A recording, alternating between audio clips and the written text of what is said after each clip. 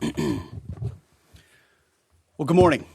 We just finished an update with Admiral Brad Cooper, the CENTCOM commander, across the CENTCOM AOR, our leadership and troops, as you would expect, doing a fantastic job. 2 days ago, under the direction and direct orders of President Donald J. Trump, the Department of War launched Operation Epic Fury, the most lethal, most complex, and most precise aerial operation in history.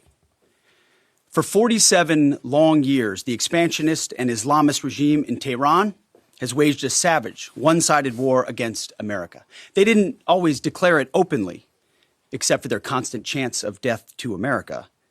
They did it through the blood of our people.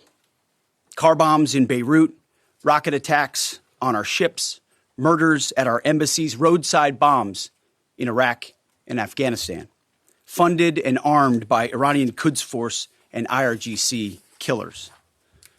My generation of veterans carry the names of brothers who never came home. Brothers butchered by Iranian-backed roadside bombs and well-armed militias, thousands of our own. We didn't start this war, but under President Trump, we are finishing it. Their war on Americans has become our retribution against their Ayatollah and his death cult. It took the 47th president, a fighter who always puts America first, to finally draw the line after 47 years of Iranian belligerence. He reminded the world, as he has time and time again, being an American means something unbreakable. If you kill Americans, if you threaten Americans anywhere on earth, we will hunt you down without apology and without hesitation, and we will kill you. President Trump has also been very consistent. Crazy regimes like Iran, hell-bent on prophetic Islamist delusions, cannot have nuclear weapons. It's common sense. Many have said it, but it takes guts to actually enforce it, and our president has guts. Iran's stubborn and self-evident nuclear pursuits, their targeting of global shipping lanes, and their swelling arsenal of ballistic missiles and killer drones are no longer tolerable risks. Iran was building powerful missiles and drones to create a conventional shield for their nuclear blackmail ambitions. Let me say that again. A conventional shield for their nuclear blackmail ambitions.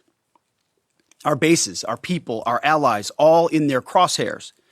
Iran had a conventional gun to our head as they tried to lie their way to a nuclear bomb.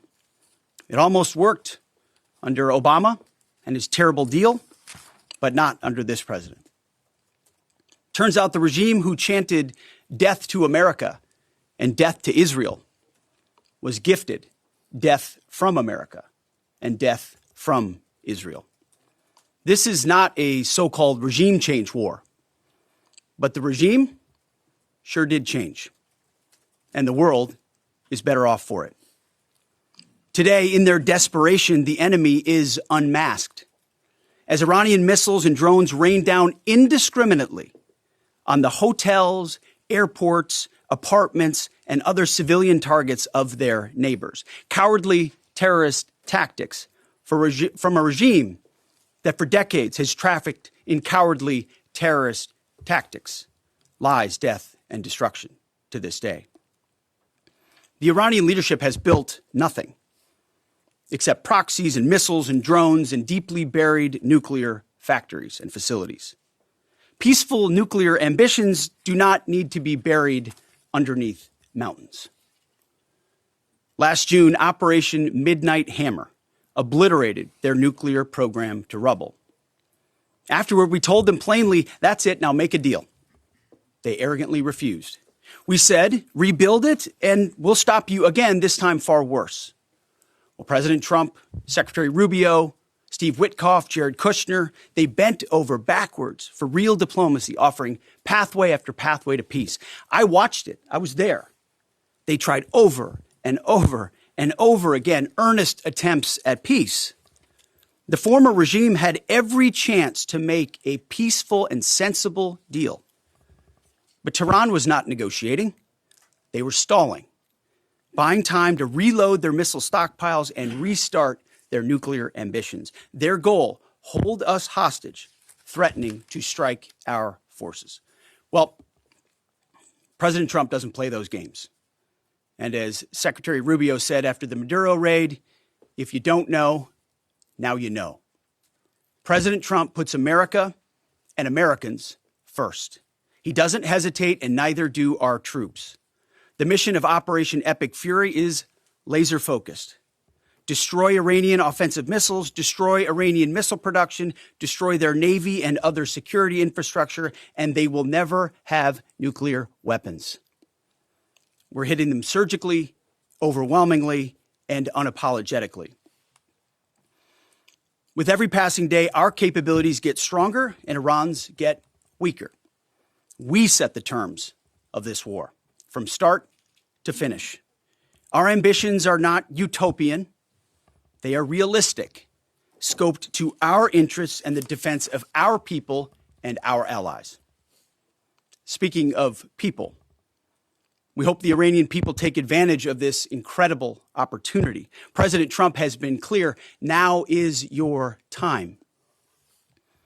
To Iranian security forces, choose wisely. President Trump has also been clear about your fate in either direction. To the media outlets and political left screaming endless wars, stop. This is not Iraq. This is not endless. I was there for both. Our generation knows better, and so does this president. He called the last 20 years of nation-building wars dumb, and he's right. This is the opposite. This operation is a clear, devastating, decisive mission. Destroy the missile threat, destroy the Navy, no nukes. Israel has clear missions as well, for which we are grateful. Capable partners, as we've said since the beginning, capable partners are good partners. Unlike so many of our traditional allies who wring their hands and clutch their pearls, hemming and hawing about the use of force. America, regardless of what so-called international institutions say, is unleashing the most lethal and precise air power campaign in history. B-2s, fighters, drones, missiles, and of course, classified effects. All on our terms, with maximum authorities. No stupid rules of engagement, no nation-building quagmire, no democracy-building exercise, no politically correct wars. We fight to win, and we don't waste time or lives. As the president warned, an effort of this scope will include casualties. War is hell, and always will be. A grateful nation honors the 4 Americans we have lost thus far and those injured. The absolute best of America. May we prosecute the remainder of this operation in a manner that honors them. No apologies, no hesitation, epic fury for them and the thousands of Americans before them, taken too soon by Iranian radicals. Before I turn it over to General Caine for the operational update, let me speak straight to you, the Joint Force, our warriors on the front lines. This is your moment. This is the generational turning point America has waited for since 1979, and since the rudderless wars of hubris, my generation, our generation, endured. Don't listen to the noise. Just stay focused. Our commander-in-chief is steady at the wheel. We face a determined enemy, but you are better. But we must prove it every single day. History doesn't care if we're tired, if we're scared, or if the fight feels big. It demands warriors who rise anyway. Peace through strength, the warrior ethos, lethality, unity of purpose, those are not slogans. They're the beating heart of what it means to wear the uniform, that uniform. You think clearly under fire, you act decisively in chaos, you uphold the Constitution, and you uphold our country without hesitation. We are not defenders anymore.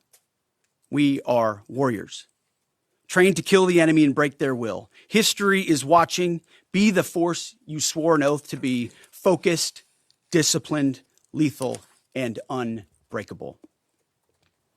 We will finish this on America First conditions of President Trump's choosing, nobody else's, as it should be.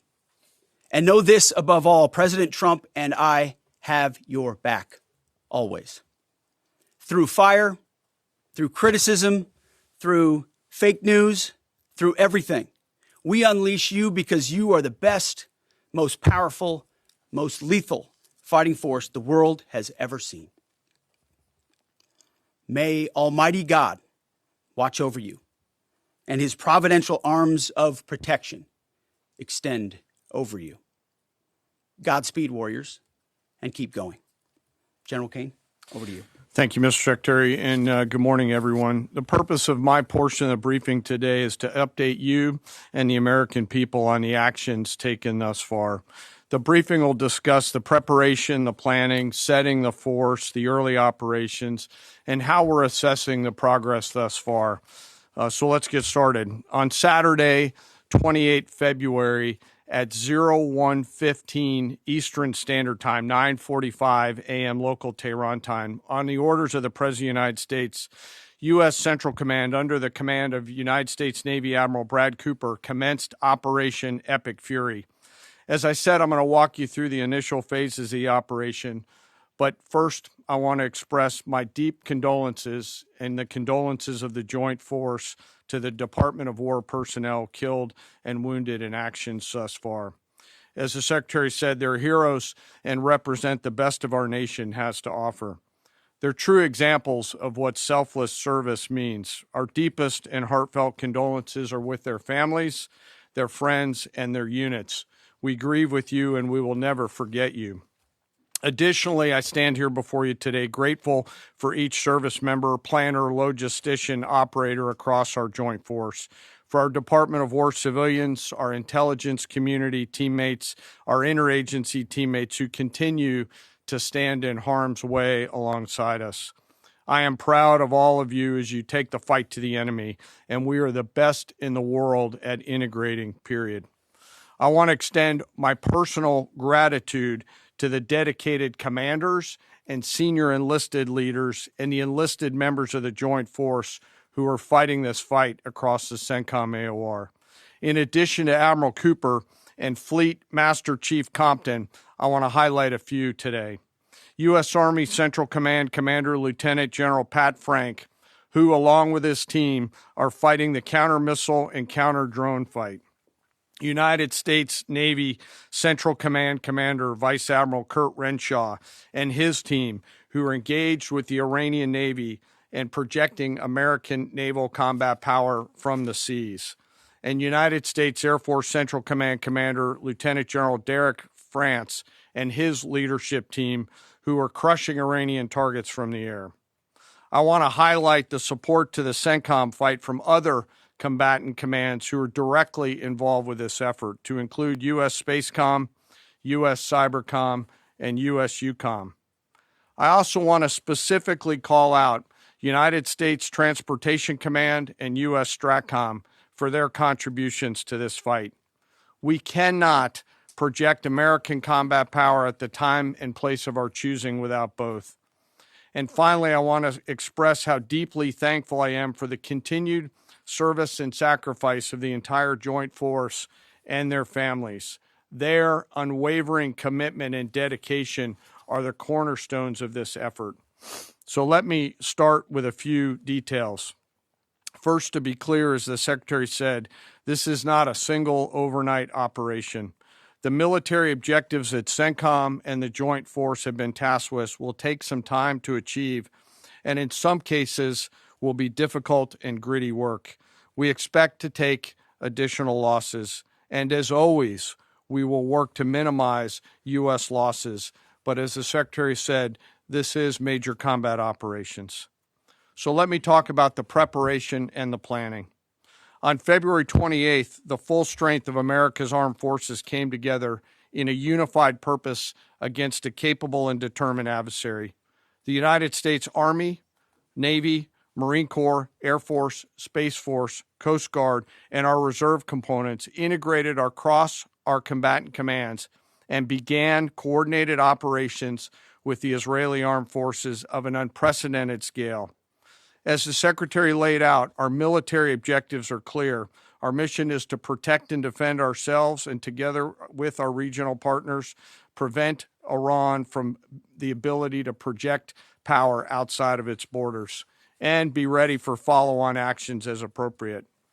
Across every domain, land, air, sea, cyber, the U.S. Joint Force delivered synchronized and layered effects designed to disrupt, degrade, deny, and destroy Iran's ability to conduct and sustain combat operations. On the U.S. side, this marked the culmination of months and in some cases years of deliberate planning and refinement against this particular target set.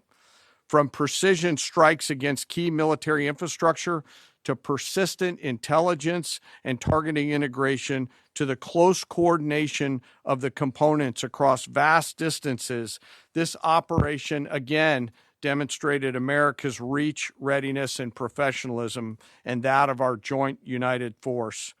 It was historic not only in the operational scope, but in the level of joint integration displayed across every element of the joint force.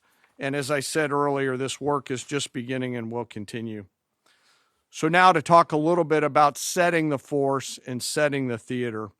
On the order of the Secretary of War over the last 30 days to reinforce deterrence and provide the President with credible options should action be required, the Joint Force began to systematically reposition assets and personnel across the region. These movements ensured that U.S. forces remained postured, protected, and ready to respond decisively for any emerging threat. This deployment included thousands of service members from all branches, hundreds of advanced fourth and fifth generation fighters, dozens of refueling tankers, the Lincoln and Ford Carrier Strike Group and their embarked air wings, sustained flow of munitions, fuel, supplies, all supported with command and control, intelligence, surveillance, and reconnaissance network. And the flow of forces continues today. In fact, Admiral Cooper will receive additional forces even today. This rapid buildup of forces demonstrated the joint forces' ability to adapt and project power at the time and place of our nation's choosing. I want to highlight a couple specific cases for you.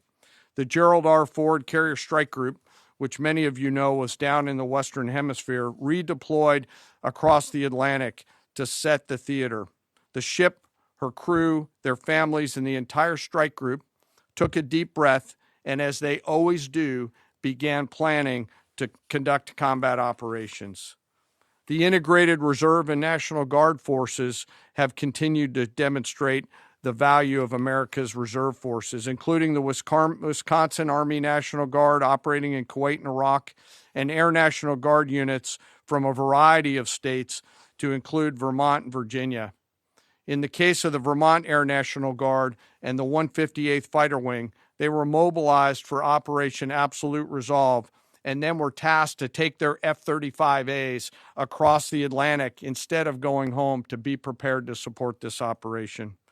The same is with our Air National Guard and Air Force Reserve Command tanker and mobility forces, who stepped right out of their civilian jobs to deploy and to protect the region.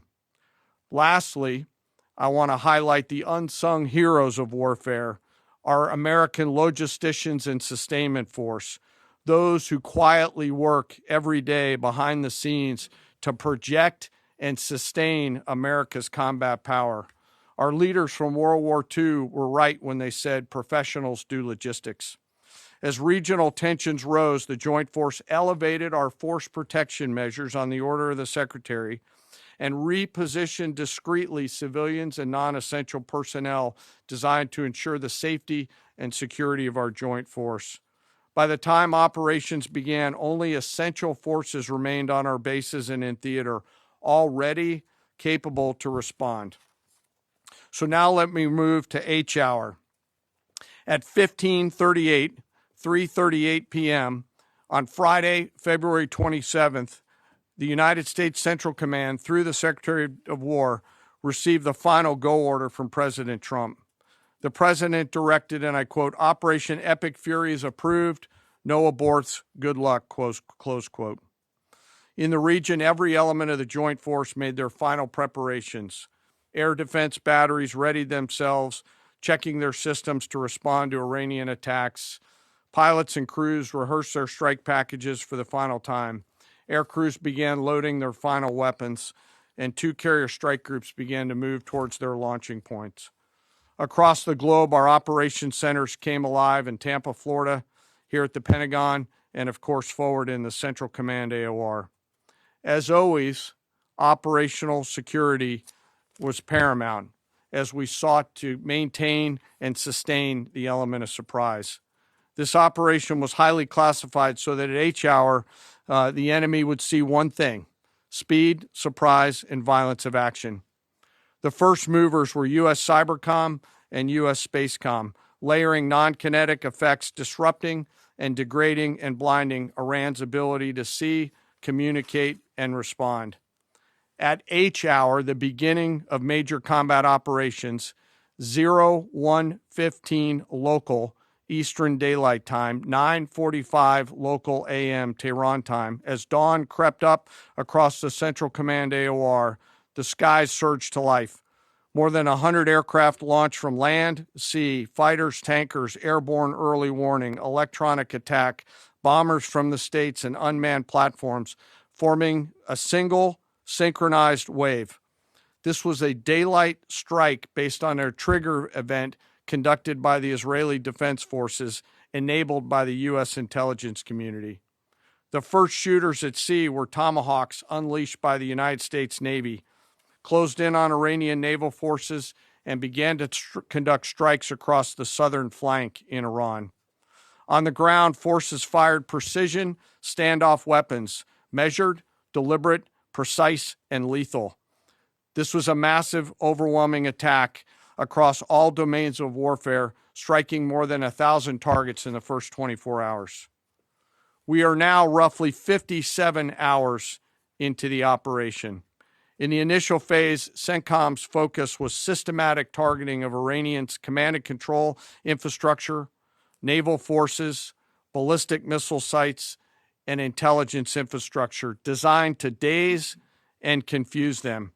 Coordinated space and cyber operations effectively disrupted communications and sensor networks across the area of responsibility, leaving the adversary without the ability to see, coordinate, or respond effectively. The combined impact of these strikes, swift, precise, and overwhelming, has resulted in the establishment of local air superiority. This air superiority will not only enhance the protection of our forces, but also allow them to continue the work over Iran. Over the course of the last 2 days, the Joint Force has launched hundreds of missions from land and sea and delivered tens of thousands of pieces of ordnance. The effort continues to scale. This included American B-2 bombers, which again, similar to Midnight Hammer, flew a 37-hour round-trip sortie from the continental United States, dropping precision, penetrating munitions on Iranian underground facilities across the southern flank and slightly deeper. Additionally, Israel has separately executed hundreds of sorties against hundreds of targets. Beyond Air Force and Navy aircraft strike packages, coordinated salvos of precision standoff weapons from across the region have neutralized hundreds of pre-planned targets. As I mentioned earlier, in support of these kinetic operations, U.S. Cybercom and Spacecom have continuously layered effects to disrupt, disorient, and confuse the enemy. I will note that this operation had several combat firsts, which I'll allow at some point in the future Admiral Cooper to talk about since he owns the AOR. While we've prosecuted a relentless offensive campaign, our defense has been equally important. Across the theater, operations have remained steady and disciplined. Once again, our integrated air and missile defense network is performing exactly as it's intended.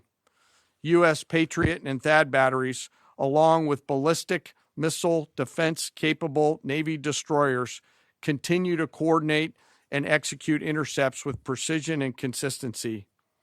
I wish that every American could hear the voice communications like I have as these joint operations centers remain calm, focused, and cool while executing under fire over and over again. Collectively, these systems have intercepted hundreds of ballistic missiles targeting U.S. forces, our partners, and regional stability. The threat from one-way attack UAVs has remained persistent. Our systems have proven effective in countering these platforms, engaging targets rapidly. Each intercept represents hundreds of hours of training, readiness, and technology all coming together to work as designed. We will remain vigilant in the counter UAV fight. And the defense of the region is not ours alone. As the threat grew, our partners surged in beside us. Air defense batteries in Qatar, the UAE, Kuwait, Jordan, and Saudi Arabia joined the fight, proof positive that years of training, trust, and hard-earned integration pay off. I am aware of the loss of 3 U.S. Air Force F-15Es overnight in the region. I am grateful for the safety of the crews, and we know that this was not from hostile enemy fire. As this matter's under investigation, I'll not comment further on this. Let me close. Operations will remain active across the theater and across the globe. The U.S. forces are postured not only to maintain pressure, but to respond and adapt as required. Operation Epic Fury stands as a reminder of what the United States military uniquely delivers: the ability to project power on a global scale with speed, surprise, precision, and overwhelming force when and where our nation requires it.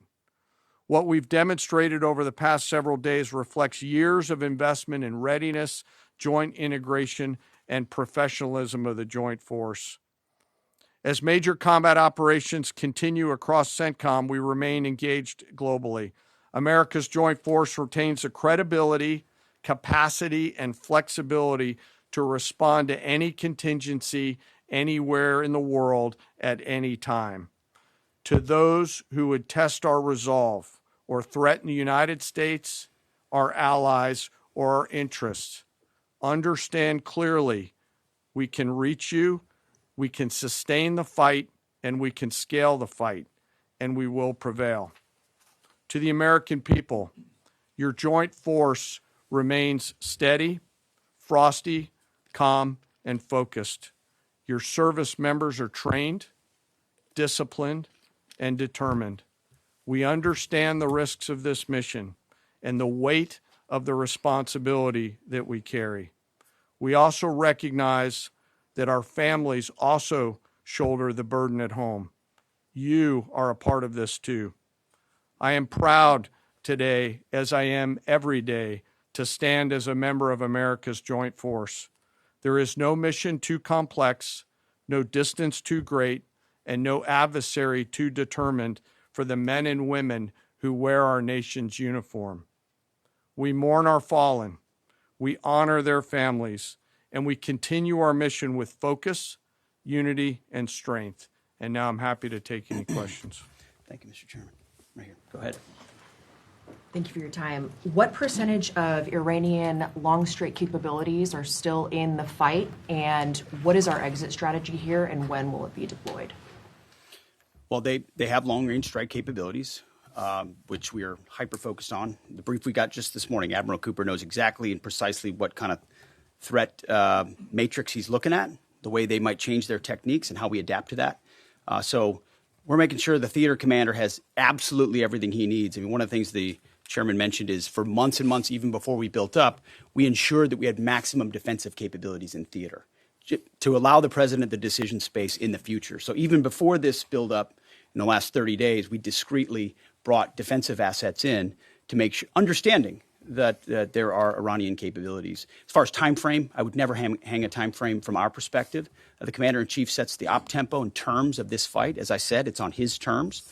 And we'll make sure that Admiral Cooper and his team have everything they need, not just to defend. I mean, the best defense is good offense. And so we're aggressively pushing into that airspace over that southern flank to ensure that we control it and we destroy anything that moves that would attempt to shoot us. Think of it as shooting the archer instead of the arrows. That's where we want to be. And we have the kind of exquisite intelligence to get over the top, find that and destroy it. It won't happen overnight. This is a big battle space with a lot of capabilities. That's part of the reason why it's such a threat to us. That's why I talk about conventional umbrella to blackmail nuclear ambitions. They were building up this conventional arsenal in order to ensure that no one would ever block them from their ability to get nuclear weapons. So we're very clear-eyed about the nature of this Iranian threat, and we're going to get after it. I don't know if you have anything to add to that, Mr. Chairman. Thank you for the question. The only thing I'll add is that unlike an operation, a single operation like Midnight Hammer or Absolute Resolve, it'll take some time for us to conduct battle damage assessment, and the targeting cycle that CENTCOM will run will take those things into effect. Admiral Cooper will adjust his plan and fires accordingly to ensure that we're attriting that. He's focused on long-range strike capability coming out of the enemy, and that's a key and essential part of it. Of the capabilities that still exist from the enemy front. Yeah, that's what I mean when I say we're still doing BDA. Normally we'd be able to see a singular thing and we'd assess pretty quickly. He's doing offense and assessment simultaneously, so it'll take longer for us to assess than it would in a single operation. Secretary Hegseth, thank you. Reagan Reese with the Daily Caller. Two questions for you. The president said yesterday in his video message that we will leave Iran when we complete all of our objectives. What are our objectives? And can you share more information on how the soldiers who were killed were killed? Well, I laid out the objectives, as did the chairman. They're completely nested. I mean, Iran has an ability to project power against us and our allies in ways that we can't tolerate. So whether that's ballistic missiles and drones, so offensive capabilities, effectively their Navy, which would attempt to set other terms and impose different costs, drone capabilities, which we laid out there. And ultimately, though, this tying it back to Midnight Hammer, the president has been willing to make a deal. You can't have a nuclear bomb. Radical Islamists can't have a nuclear bomb that they wield against the world. He gave them every single opportunity. Then we precisely took it away. And even then, after that, they didn't have that. They didn't come to the table with a willingness to give it away. So ultimately, those nuclear ambitions, which never ceased, are something that had to be addressed as well. So that's a discrete sense of what's being addressed here to ensure that they can't use that conventional umbrella to continue a pursuit of nuclear ambitions. And then as it pertains to the U.S. casualties, that particular incident was, you have air defenses and the lot's coming in and you hit most of it. And we absolutely do. We have incredible air defenders. Every once in a while, you might have one, unfortunately, we call it a squirter that makes its way through. And in that particular case, it happened to hit a tactical operations center that was fortified, but these are powerful weapons. So we certainly will do, as I said, moments like that as we remember them and we take care of them and take care of their families only stiffen our resolve to ensure that we do this properly. Thank you. Yep. Right here. Thank you, Secretary Hegseth. I had two questions for you. First, are there currently any American boots on the ground in Iran? No, but we're not going to go into the exercise of what we will or will not do. I think it's one of those fallacies for a long time that this department or presidents or others should tell the American people this, and our enemies, by the way, here's exactly what we'll do. Here's exactly how long we'll go. Here's exactly how far we'll go. Here's what we're willing to do and not do. It's foolishness. And so President Trump ensures that our enemies understand we'll go as far as we need to go to advance American interests. But we're not dumb about it. You don't have to roll 200,000 people in there and stay for 20 years. We've proven that you can achieve objectives that advance American interests without being foolish about it. Now, will we be bold about it? Are we willing to be decisive about it? Do we put months and months of planning into what kind of effects we want to achieve? Absolutely.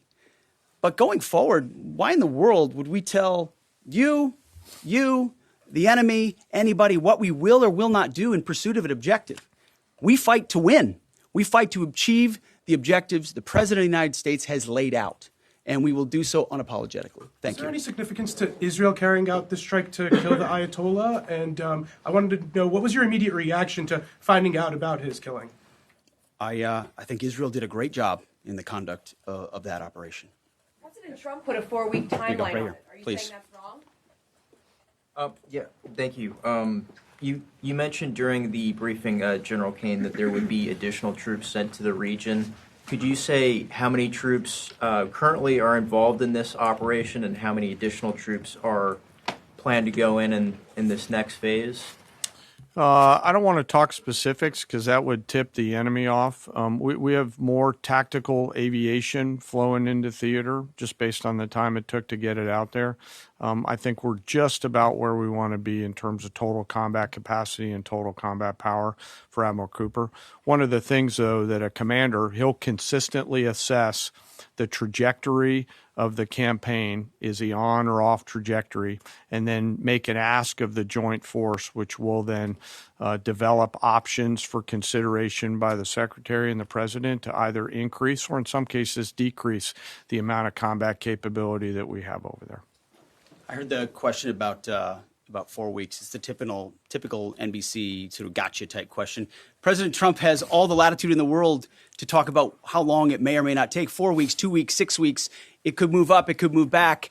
We're going to execute at his command the objectives we've set out to achieve. And what he has shown an ability to do that other presidents can't quite seem to have the aperture to do, well, I mean, Joe Biden didn't even know what he was doing, is to look for opportunities and off-ramps and escalations for the United States that creates new opportunities to execute what we need on our own timeline. So you can play games about 4 weeks, 5 weeks. He has all the latitude, and I'm glad he does, because there's no better communicator than our president expressing those things.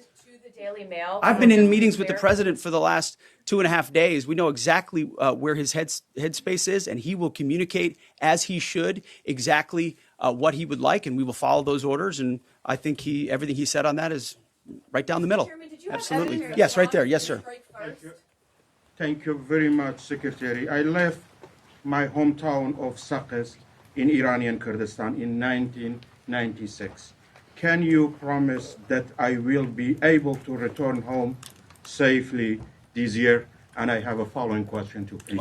I appreciate the question. I'm not here to place guarantees on that, but I think the message the president has given has been clear to the people of Iran. This is your moment. The world was seized by these crowds, and then seized by the reality of this regime killing tens of thousands of innocent protesters. So we saw the nature of the regime yet again exposed. We saw many of the Iranian people seek a change there. This is their moment to take advantage of it, for sure. You served in Iraq and know that no American soldiers were killed in Kurdistan. The Kurdish people are very pro-American. Will you continue protect Kurdistan and Peshmerga as loyal ally of the United States? Why I'm asking this question?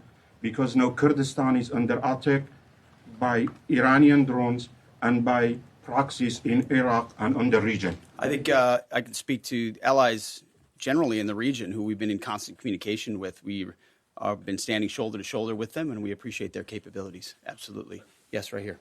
Hi, thank you. Cameron Arkin with the Daily Wire. My question is about some of the domestic threats, if any, regarding this right now. Have there been any concerns about Iranian sleeper cells, and kind of what has the Trump administration been doing to kind of monitor these Well, threats? across the interagency, in full coordination. Of course, we're paying attention to any potentialities there. This is a former regime, a regime that seeks to export that ideology and try to sow terror. We're ready for that. We've seen these types of folks before, and the American people can rest assured that we're vigilant on that. Secretary, thank you. Kind of a follow-up on that last question. There was just this, what appears to be a terrorist attack in Austin yesterday. How does that change the operation at all? What effect does that have? And It doesn't change the operation at all, and I know the authorities are executing exactly the way they should. Secretary Hegseth, and one for Chairman Caine as well. I understand, to your point here, that you don't want to broadcast everything for our adversaries to hear, but the American people also want to know what they're sending their men and women to war for. Is there a concern of this spiraling into a longer war? And then one for the chairman when you're done. Did you not hear my remarks? I mean, we're ensuring the mission gets accomplished, but we are very clear-eyed, as the president has been, unlike other presidents, about the foolish policies of the past that recklessly pulled us in to things that were not tethered to actual clear objectives. So we know. We have plans, we have generals, we have chairmen, we have commanders, CENTCOM commanders, Admiral Cooper, who's executing very deliberately to ensure outcomes that I laid out are accomplished. But we would never, in front of a press pool, lay out how long that may take. The mission for our warfighters, which is what matters to us, is very, very clear. And they're executing it right now violently. And just for the chairman quickly, I have one for the chairman. You said this is not a one-night operation. It will take time to achieve the goals. What would be the goal line here for you? I think the Secretary laid out the military objectives, and that's what we execute against is the military objectives. Last one right here. Thank you, sir. As you've said, there are a large amount of U.S. service members that are in harm's way right now. What is your prayer for them? First of all, my prayer for them is that I do pray for them. My wife prays for them. Our family prays for them. Our cabinet prays for them. None of this is done on a whim. Having been in their boots, having been in their shoes, having been in their flight suits, I know we think about them with every decision that we make and every recommendation that we make to the President of the United States. Those recommendations are made prayerfully. And when I pray every day for them and for this mission, I pray simply for the biblical wisdom to see what is right and the courage to do it. It's going to take courage to follow through on this. There's going to be a lot of noise, and we pray for that, and we hope all of you do as well. Thank you very much. Appreciate it. Thank you.